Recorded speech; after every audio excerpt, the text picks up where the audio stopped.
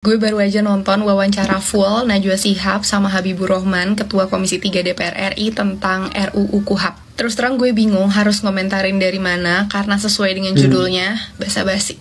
Jadi bukan basa-basi, come on Najwa. Ya, bukan basa-basi kalau kita beda pandangan ya. Jangan hina kami ini basa-basi RUU KUHAP gitu. Saya tidak pernah merasa menghina. Kenapa sih anggota DPR sensi banget? Gue ngerasa ini benar-benar basa-basi banget dari isi sampai ke cara penyampaiannya. Gue pengen mengkritisi argumen atau isi pemaparan dari Habibur Rahman, tapi masalahnya omongannya nggak ada isinya. Bukan karena Mbak Nana nggak nanya loh ya, tapi karena jawabannya nggak pernah benar-benar ngejawab. Yang ditanyakan tuh substansi. Kenapa momen revisi KUHAP ini nggak dimanfaatkan untuk mereformasi hukum secara fundamental? Tapi yang dibahas sama Habibur Rahman justru detail-detail pasal yang kita sendiri bisa baca di draft. Hal lain yang lebih menyebalkan adalah gaya komunikasinya. Ini bukan cuma sekedar isi, tapi soal etika komunikasi publik. Beliau sering memotong lawan bicara, sentimental, arogan, menggunakan nada tinggi, dan menyampaikan ekspresi dan body language yang tidak mencerminkan kedewasaan seorang legislatif. Bahasannya pun muter-muter, nggak mencerminkan kepakarannya terhadap hukum. Gue merasa berhak mengkritisi hal ini karena beliau adalah wakil rakyat yang dibayar dengan pajak rakyat dan seharusnya mengedepankan kepentingan rakyat. Teman-teman, mari kita kritisi bersama-sama dari apa yang disampaikan oleh Ketua Komisi 3 DPR RI, Bapak Habibur Rahman, saat wawancara dengan Mbak Najwa Shihab terkait dengan rancangan Kitab Undang-Undang Hukum Pidana berikut ini. Sejauh mana kemudian Jadi bukan basa-basi, come on Najwa. Ya, bukan basa-basi kalau kita beda pandangan ya. Jangan hina kami ini basa-basi RUU KUHAP. To be honest, saya heran dengan pemerintah dan DPR yang begitu takut dengan partisipasi rakyat.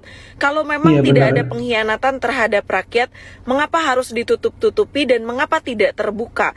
Ini prosesnya makin ugal-ugalan. Kemarin RUU TNI disahkan ngebut sekali. Jangankan melalui pembahasan akademik dan sesuai dengan kebutuhan rakyat.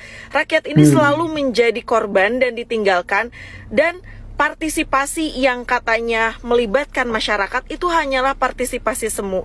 Padahal dalam deliberatif demokrasi Jurgen Habermas ada 5 syarat utama deliberatif demokrasi. Pertama, ruang publik itu harus terbuka dan inklusif, termasuk juga untuk kelompok-kelompok rentan.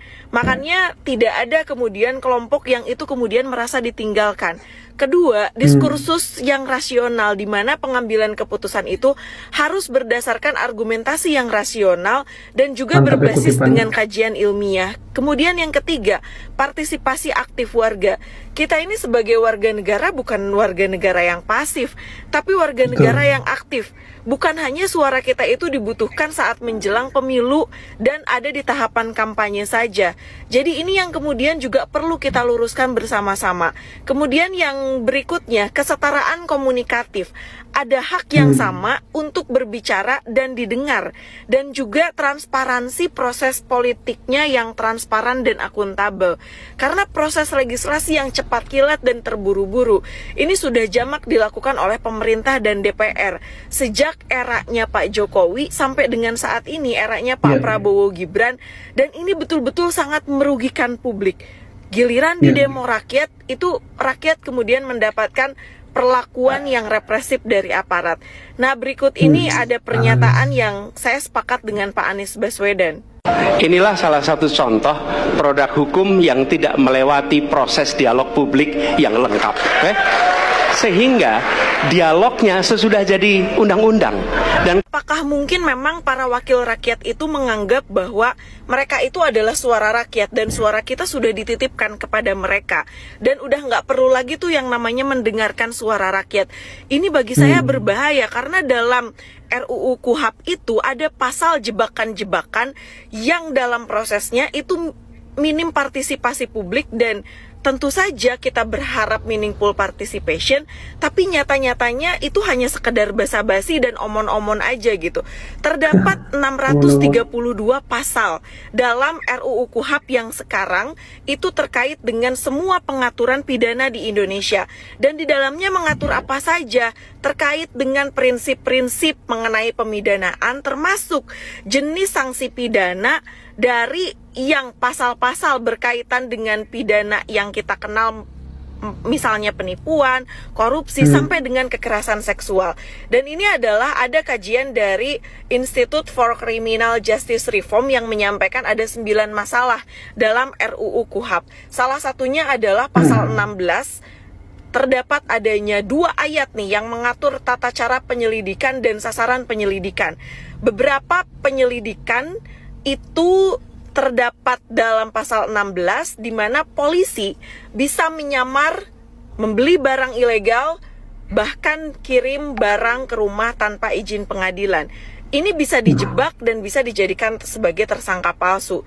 Ini ya seperti ada niat jahat yang diinisiasi aparat. Tentu saja teman-teman semua, pasal ini sangat mengkhawatirkan dan masih ada beberapa pasal lain yang menurut saya perlu kita sebagai masyarakat sipil melakukan kajian bersama-sama, yang seharusnya itu hanya menjerat kejahatan terorganisasi yang saat ini itu hanya ada dalam tindak pidana narkotika, sementara di RUU KUHP sama sekali tidak dibatasi jenis pidananya, dan ini berlaku untuk semua tindak pidana. Kita tentu memerlukan adanya penjelasan yang terang benderang terkait dengan hal ini, dan mudah-mudahan saya kira DPR dan pemerintah bisa terbuka dengan lebar untuk menerima masukan-masukan dan aspirasi dari rakyat. Ya, itu teman-teman cara Bung Habibur Rahman menjawab mendapat kritik daripada netizen ya. Harusnya memang bisa menjawab dengan kepala dingin ya, apalagi sebagai orang ketua ya. Itu mendorong lah ya, ayolah orang-orang penting di DPR yang secara kepartaian pun dia punya power, punya pengaruh, lebih mendorong ya teman-teman partisipasi publik dalam penyusunan undang-undang ya, agar tidak perlu lagi nanti ibaratnya diuji ke MK, itu kan nambah kerjaan lagi ya. Nanti kalau MK memenangkan, walaupun itu hak, memenangkan gugatan publik, revisi lagi gitu teman-teman. Jadi memang seharusnya dari awal tuh melibatkan partisipasi publik ya teman-teman ya, untuk penyusunan undang-undang KUHP ini ya teman-teman ya. Untuk teknis tentu saya juga belum memahami apa isinya, tetapi cara komunikasi dan penyerapan aspirasi publik ini yang menjadi isu ya teman-teman ya. Draftnya udah ada dong bos. Baru minta masukan nih. Lah iya, emang harus nunggu adanya masukan. Kami kan bikin punya mindset juga dong. Aduh bingung bos. Pasti lu kalau ngajar-ngajar bukan juga. Ya nggak ada urusan. Siapa yang di sini tidak berasa terwakili oleh wakil rakyat yang satu ini? Saya tidak. Selama nonton jadi nggak enak ke Mbak Nana. Mbak Nana, aku minta maaf ya atas segala perilaku, ucapan yang kurang mengenakan dari wakil kita, wakil rakyat, yang dipilih secara sadar atau tidak. Kita bisa sama-sama lihat gitu, sebenarnya tujuan Mbak Nana membahas KUHP itu bagus. Biar publik mengetahui adanya rencana revisi KUHP, dan menekankan lagi pentingnya partisipasi publik dalam RUU KUHP. Soalnya di postingan narasi sebelumnya ada survei yang menyatakan 70% masyarakat itu tidak tahu bahwa ada revisi KUHP. Ini kan akan menjadi sebuah kejanggalan ya ketika revisinya sudah berjalan, terus dinyatakan publik sudah terlibat, tapi di satu sisi 70% dari kita bahkan nggak tahu kalau adanya revisi KUHP. Ini sebenarnya poin penting dari yang ingin narasi sampaikan ya, Mbak Nana sampaikan bahwasannya pembahasan RUU ini harus terang benderang dan harus kita kawal juga. Kalau ngomongin lebih dalam ke isinya gitu, ada kajian dari ICJR yang berkesimpulan ada 9 permasalahan yang ada pada RKUHP. Pasal-pasal yang sekiranya bermasalah apa aja, lu bisa langsung lihat aja ke ICJR. Iya itu ya teman-teman,